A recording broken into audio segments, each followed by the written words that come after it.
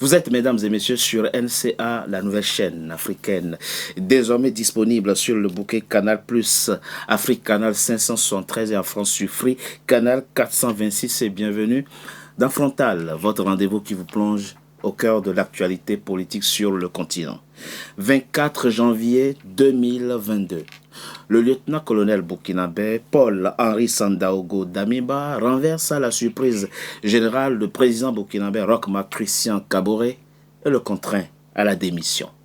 8 mois plus tard, il sera lui-même renversé par un groupe de militaires dirigé par le capitaine Ibrahim Traoré. Il réussit à sauver sa peau et se réfugie au Togo sous la protection bienveillante du pouvoir togolais. Mais l'homme est loin d'avoir dit son dernier mot.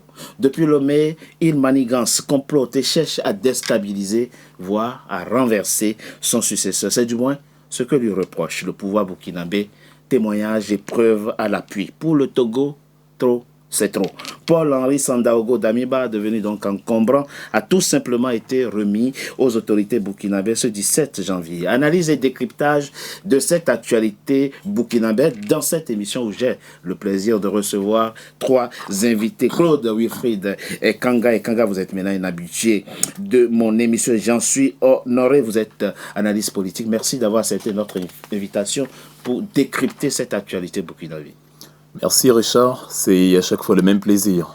Merci. Alain-Jules Meunier, vous êtes journaliste, analyste politique. Grand soutien, vous, du pouvoir togolais. On l'a souvent vu dans certaines de vos émissions politiques sur le continent. En tout cas, merci d'avoir accepté notre invitation. Je vous remercie pour l'invitation et c'est un bien grand mot de dire que je suis soutien du pouvoir togolais. Et comme il sera question dans cette émission de droit, de justice et de décision de justice, c'est avec à juste titre que je vous ai invité. Brice Nzava, vous êtes avocat au barreau de Paris, analyse politique. Merci maître. Merci Richard, c'est un plaisir d'avoir été notre invitation. Tout est allé très vite. Ce 16 janvier 2026, Paul-Henri Sandaogo Damiba a été présenté au juge de la chambre d'instruction de la cour d'appel de Lomé qui, statuant sur la demande d'extradition envoyée par les autorités burkinabées, ont tout simplement ordonné l'extradition du lieutenant-colonel burkinabé. C'est un sujet de la rédaction NCA.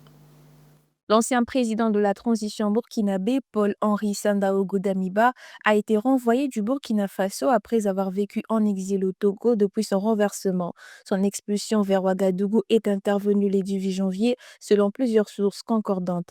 Les autorités burkinabées l'accusent d'être impliqué dans plusieurs tentatives de déstabilisation, dont un récent projet de coup d'État visant le pouvoir du capitaine Ibrahim Traoré. Le gouvernement affirme que des plans d'assassinat ciblés des responsables civils et militaires auraient été élaborés avec pour objectif principal le chef de l'État. Arrivé au pouvoir en janvier 2022, après avoir renversé Roch-Marc Christian Kaboré, Paul-Henri Damiba avait été écarté 8 mois plus tard par un nouveau coup d'État mené par Ibrahim Traoré, désormais à la tête du Burkina Faso. Brice Nzava, commençons cette émission par une question de droit, très rapidement. 16 janvier, il est présenté à Lomé, au juge de la chambre d'instruction de la cour d'appel de Lomé. Ils ont statué en même temps et ordonné son extradition. Décision judiciaire ou politique?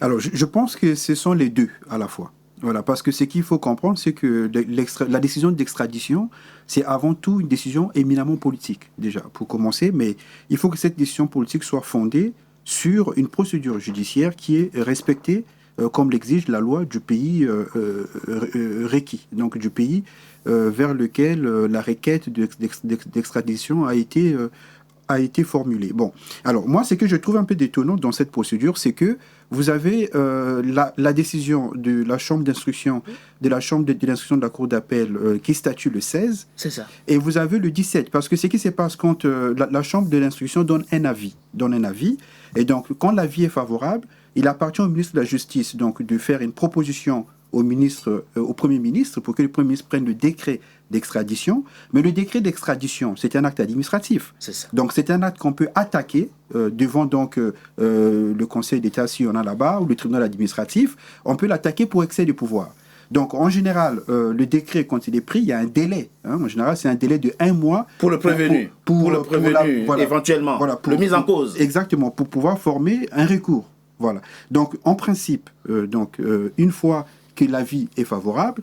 Une fois que la décision, le décret est notifié à l'intéressé, l'intéressé doit avoir 1 mois pour former son recours. Et quand le recours est formé, en principe, le recours est suspensif. C'est-à-dire que aussi longtemps que le recours n'a pas été traité par le tribunal qui a été saisi, on ne peut pas exécuter la décision. Vous voyez? Donc moi, ce que je vois un peu dans cette procédure, c'est que ça a été fait à la va-vite. Y compris quand il y a des éléments probants qui attestent la culpabilité sans aucun doute. Ah non, mais c'est la procédure judiciaire. C'est-à-dire qu'il y a des présomptions de culpabilité, parce que la culpabilité, c'est au tribunal burkinabé de l'établir. Maintenant, quand la requête est faite, l'État requis, donc le Togo, doit, s'il y a un accord qui a été signé, d'après un accord... S'il existe, voilà. bien Donc, oui. il existe un accord. Donc, il y a une procédure qui est faite pour vérifier si les griefs qui sont retenus contre l'intéressé constituent bien des infractions, aussi bien pour la législation au Burkina qu'au Togo. Une fois que la décision est prise, donc l'avis est pris, c'est un avis, hein, comme son nom l'indique. D'accord. Voilà, donc il appartient au ministre de la Justice, ensuite au Premier ministre, de prendre le décret d'extradition. Mais quand le décret d'extradition est pris, comme je l'ai indiqué, il y a des voies de recours. Parce qu'il y a des voies de recours. Oui. Voilà, ça dit que quand vous notifiez le décret d'extradition... Quelle que soit la solidité du dossier. Absolument, parce que c'est un acte administratif. Un acte administratif, parce qu'il faut distinguer l'avis judiciaire du décret d'extradition qui est un acte administratif. Le décret d'extradition, c'est un acte administratif qui est notifié dans les règles et qui, dans la notification, prévoit des délais et des voies de recours. Donc, le délai de recours, c'est de 1 mois. Et donc, quand le recours est formé, en tout cas en France, et le Togo, son système judiciaire et administratif est un peu imité par rapport à la France, bien sûr. Quand le recours est formé, le recours suspend l'exécution du décret d'extradition jusqu'à ce que le tribunal statue. Un dernier point, c'est très important pour qu'on comprenne. Brice Nzamba, vous êtes avocat, vous. L'État qui reçoit la demande d'extradition, oui, a-t-il l'obligation d'aller vérifier si les charges retenues contre le mis en cause sont probantes ou pas? Ah non, mais non, c'est-à-dire que le rôle de l'appareil judiciaire, c'est de vérifier si les charges, parce qu'il y a 2 hypothèses, soit il y a une procédure qui est en cours, et à l'issue, dans le cadre de cette procédure, il y a un mandat d'amener qui est dicté dans le cadre de la demande d'extradition, oui, soit une procédure qui est déjà arrivée à la fin, donc il y a eu une condamnation par contumace, donc il faut qu'il vienne exécuter sa peine dans son pays.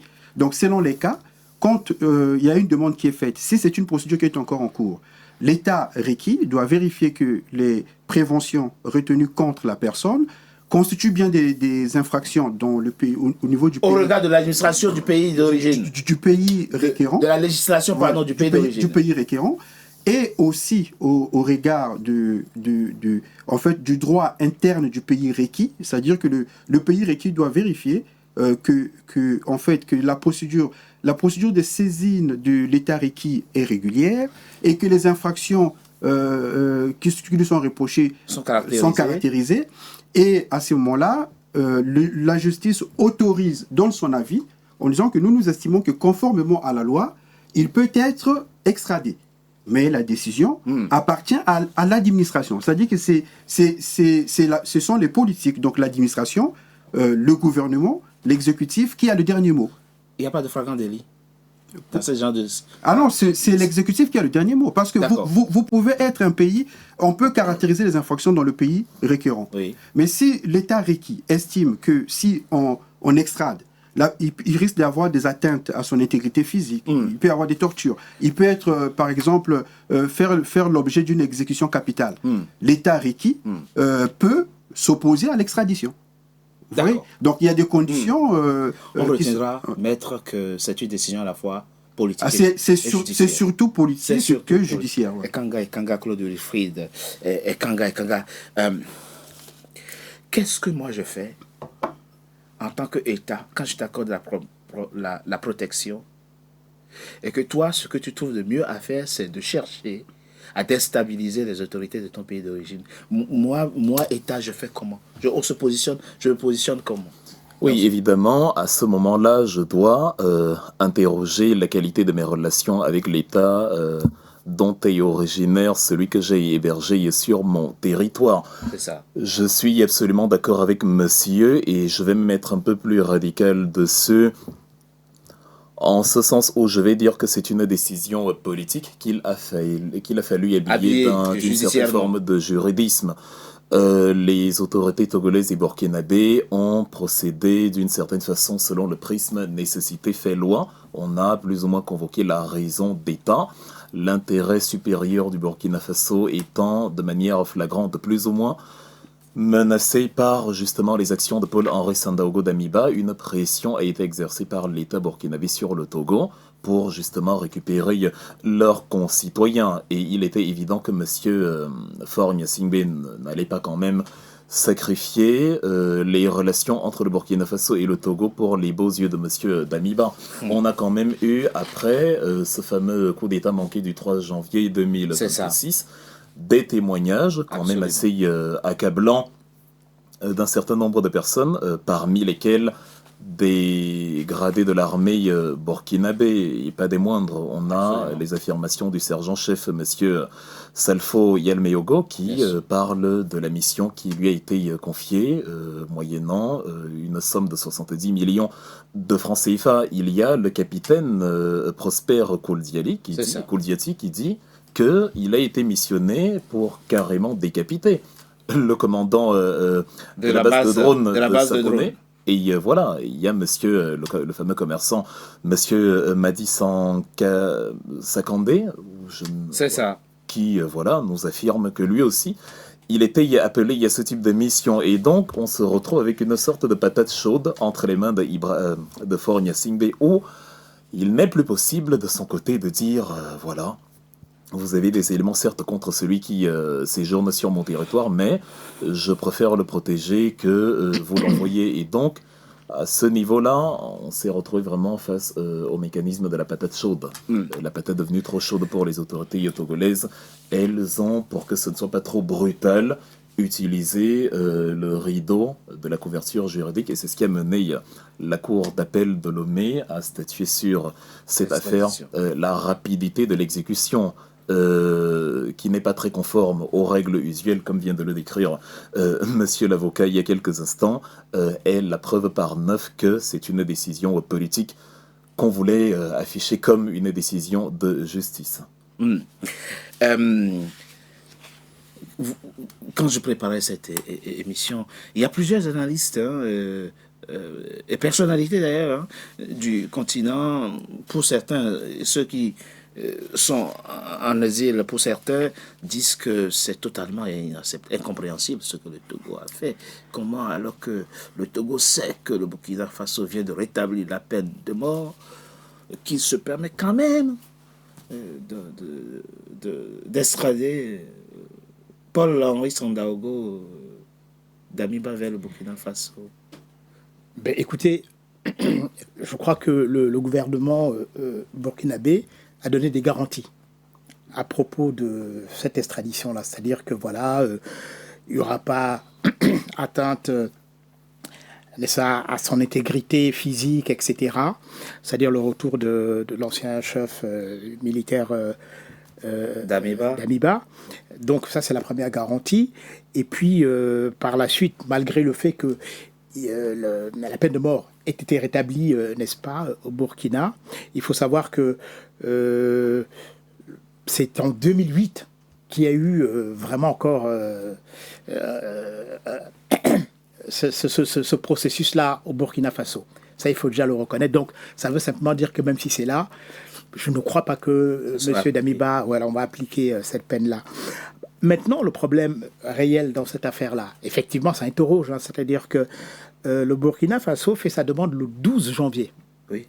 Et donc, c'est vraiment hyper rapide. Ça, j'adhère forcément dans ce qui se passe, dans ce que les autres ont dit tout à l'heure. Parce que ce qu'il faut savoir, c'est que là, il y a une question de raison d'État. Parce qu'effectivement, il y a des preuves vraiment irréfragables par rapport au fait que il y a c'est M. Damiba, tentative de déstabilisation. Voilà, de déstabilisation. C'est évident, monsieur. Il est accusé. D'ailleurs, on a, vous voyez les grandes sommes là, alors que on avait gelé ses avoirs en 2024. C'est ça. Ça veut dire qu'il y avait des problèmes. Et puis, il faut savoir quelque chose, quand je parle, ça c'est géopolitique. Il y a des intérêts entre les deux pays. C'est le nord du Togo, c'est-à-dire le sud du Burkina Faso, cette frontière-là qui a des centaines de kilomètres, il faut savoir qu'il y a une recrudescence, n'est-ce pas, des groupes armés djihadistes C'est vrai, surtout. c'est vrai. Et donc, je crois que les deux pays se sont dit, bon, là-dessus, il ne faut pas qu'on s'amuse, parce que demain, d'ailleurs, M. Damiba est soupçonné d'avoir aussi financé des groupes djihadistes pour attaquer effectivement son pays d'origine. Donc, je me dis, je ne suis pas dans les secrets de Dieu, je ne sais pas comment ça s'est passé au niveau de l'administration togolaise. En revanche, je me dis que c'est une raison d'État, d'autant plus que aujourd'hui le Togo travaille en collaboration avec les États-Unis, justement pour éradiquer, n'est-ce pas, cette vermine terroriste-là au niveau de cette frontière-là. Donc, forcément, on peut s'interroger de la rapidité, effectivement, de l'exécution, n'est-ce pas, de cette extradition, mais il y a raison d'État. Quand quelqu'un, on vous reçoit... Peut-être il y aurait un risque de fuite, au fait, d'évasion après. Tout est possible. Parce qu'après, s'il sait qu'il est sous le coup d'une extradition, il peut chercher... Enfin, je ne sais pas si le pouvoir togolais doit barricader sa maison et poster des soldats. Non, on l'a arrêté et on l'a conduit au tribunal. Oui, mais s'il fallait respecter le délai d'un mois, le délai de recours, il faut bien le garder quelque part. Oui, parce que aussi longtemps... Il aurait fallu le garder en principe, aussi longtemps que le délai n'est pas épuisé, on doit le mettre en situation d'exercer son recours. Et s'il s'enfuit? Une fois, non, mais l'État togolais, c'est tout de même un État. Donc, il doit prendre des mesures pour le mettre, pour l'assigner à résidence, le temps qu'il prenne son avocat, qui va faire un recours dans le délai d'un mois, et puis attendre la procédure sur son cours. Voilà, mais la vérité, c'est que c'est vraiment une décision politique. C'est vraiment une décision politique, parce que quand vous voyez ce qui se passe, par exemple, entre le Sénégal et la France, au sujet du dossier du journaliste Madiambal Ndiaye. Vous voyez, ce journaliste a été condamné à Dakar. Il s'est enfui en France. En fait, il est venu en France. Oui. Et l'État sénégalais a donc demandé à la France d'extrader M. Madiambal Ndiaye. Mais aujourd'hui, l'État français ne s'exécute pas. Donc, c'est toujours une procédure qui est en cours et l'État français fait tout pour retarder. Pourquoi? Parce qu'il y a aussi des considérations politiques. Parce que quand on est réfugié politique ou quand on fuit en exil, il faut savoir choisir le pays où on fuit. Il faut prendre le temps de consulter ces conseils juridiques, de voir, bon, le pays où je vais, est-ce qu'il y a un accord d'extradition avec le pays que j'ai fui? Je suis quand même un homme politique, avec des responsabilités, et je suis appelé à entreprendre des actions politiques. Est-ce que le pays où je vais a un accord d'extradition ou pas? Est-ce que c'est un pays géopolitiquement qui est proche du pays d'où je viens ou pas? C'est ça qu'il faut se poser comme question. Absolument. Mais surtout, le cadre n'est pas tout à fait le même. C'est-à-dire que quand bien même ça aurait été en France, s'il y avait eu comme ça des témoignages de la part d'un individu hébergé sur le territoire français comme ayant... Les Français n'auraient pas extradé. Ah non, les Français n'auraient jamais extradé M. Damiba. Et pourquoi? Non, certainement qu'ils l'auraient fait peut-être en respectant la procédure. Certainement, ça aurait pris un peu plus de temps. Mais s'il y avait des éléments clairs, sinon la France rendrait complice de soutien au terrorisme. Non, mais parce que ce qu'il faut comprendre, c'est que la première question d'extradition, c'est d'abord une question géopolitique. C'est d'abord ça. C'est ça qui prime avant tout. Oui, justement. Avant le droit. Pardon. Cela signifierait, parce que les pays occidentaux notamment se défendent de ne pas soutenir le terrorisme sur le territoire africain, ce dont ils sont accusés très fréquemment d'ailleurs. Alors, je m'imagine en territoire français, un Paul-Henri Sandaogo Damiba dont on aurait des éléments et des témoignages et non, éventuellement... Mais permettez-moi d'aller au bout de l'analyse. Vous êtes en train de nous expliquer quoi, concrètement? Ce que je suis en train de dire, c'est que... Oui, ce que je suis en train de dire, moi, c'est qu'à la place des autorités burkinabées, j'aurais certainement plus ou moins procédé de la même manière. Évidemment, quand je convoquais le fait que c'est une décision principalement politique, je ne dénigre pas le principe de la raison d'État. Ce n'est pas maintenant que l'accusation de soutien au terrorisme émerge. En ce qui concerne Paul-Henri Sandaogo Damiba, on a écouté le ministre de la Sécurité burkinabé, M. Mohamedou Sana, à plusieurs reprises, justement, dénoncer cet état de fait et l'implication de l'ancien président. On a eu, en septembre 2024, une radiation de masse d'une quinzaine d'officiers de l'armée burkinabé, parmi lesquels Paul-Henri Sandaogo Damiba pour son soutien justement à des tentatives de déstabilisation au Burkina Faso. L'événement du 3 janvier n'est que le pic, en fait, le point culminant mais ça, de la ça chose. Mais sinon... c'est que vous dites, cher ami, ça c'est l'argumentation de l'État burkinabé. Et que vous faites écho de cette argumentation. Après, nous avons les témoignages mais je ne dis pas qu'il y a... éventuellement n'auraient rien à gagner, il y a s'impliquer eux-mêmes. Oui, mais ça ce sont des éléments que vous mettez en avant, que l'État burkinabé met en avant. Maintenant, dans l'hypothèse où M. Damiba serait sur le territoire français, M. Damiba aurait pris des avocats et tenant compte de comment l'État français considère l'État burkinabé, comme étant un État sous dictature et où les droits de l'homme ne sont pas respectés, parce que c'est ça l'image que l'État français a de l'État burkinabé. Donc moi je vois mal la justice française. Le Burkina Faso a de l'État français parce que l'État français se défend de sauter. On a eu la problématique avec les Ukrainiens. Oui, mais vous imaginez un État comme le Sénégal qui est considéré comme un État exemplaire au niveau de la démocratie et que l'État français a du mal à extrader un journaliste. Vous imaginez Pierre de c'est une question importante, le chef d'accusation n'est pas le même. On marque une petite pause, on se retrouve dans quelques instants pour la deuxième partie de notre émission pour poursuivre justement cette réflexion-là. À tout de suite. NCA, désormais sur Free. Après son intégration au bouquet Canal+ Afrique, Canal 9 et Canal 573, NCA poursuit son développement et vient d'intégrer le célèbre bouquet Free TV, Canal 426. La chaîne panafricaine renforce ainsi son ancrage aussi bien en Afrique que hors d'Afrique. Le développement de NCA, c'est vous, nos téléspectateurs à travers le monde. NCA, la chaîne panafricaine de référence.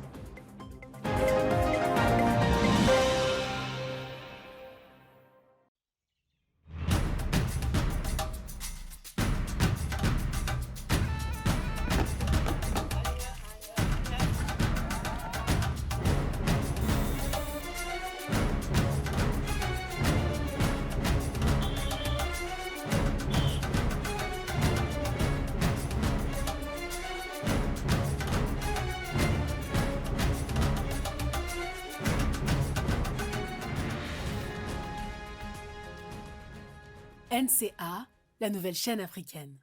NCA, the new African channel.